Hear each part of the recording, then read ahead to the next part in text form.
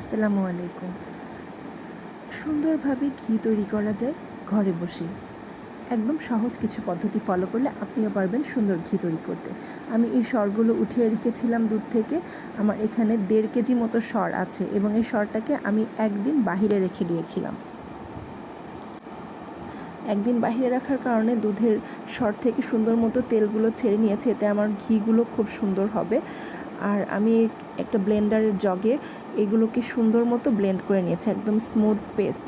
এর সাথে আমি ফ্রিজের একদম বরফ ঠান্ডা পানি দিয়ে এটাকে ভালো করে 8 থেকে 10 বার ধুয়ে নিব, যাতে ঘির মধ্যে কোনো রকম কোনো দুধের ছিটেফোঁটা না থাকে এবং সমস্ত ময়লা পানি চলে যেয়ে আমি একটা সুন্দর বাটার পেতে পারি।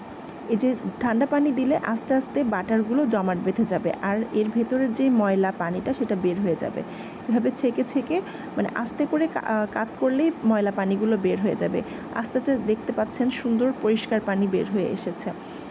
জাল দেওয়া দুধ থেকে আমি প্রায় 1 মাস যাবৎ এই সরগুলোকে কালেক্ট করেছি আর তারপরে আমার এই ঘি তৈরি হবে। এবার সব জাল দেওয়া হয়ে গেলে দেখেন শক্ত একটা বাটার তৈরি হবে। এটাকে আমি চুলায় হালকা আঁচে নাড়তে থাকবো।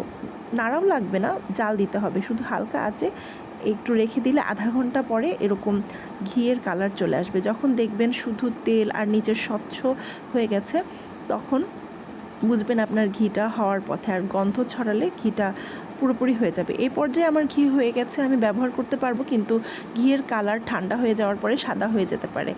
আর ঘিয়ের যে লাল কালারের ঘি সেটা করার জন্য এই মানে ঘিটাকে আমাকে আরও কিছুক্ষণ জাল দিতে হবে, অন্তত যতক্ষণ না নিচের কড়াইয়ের তলাটা আমি কালচে কালারের রং দেখতে পাই।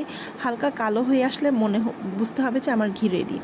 আর এই তো আমার একদম ফ্রেশ সুন্দর চকচকে গোল্ডেন কালারের ঘি তৈরি।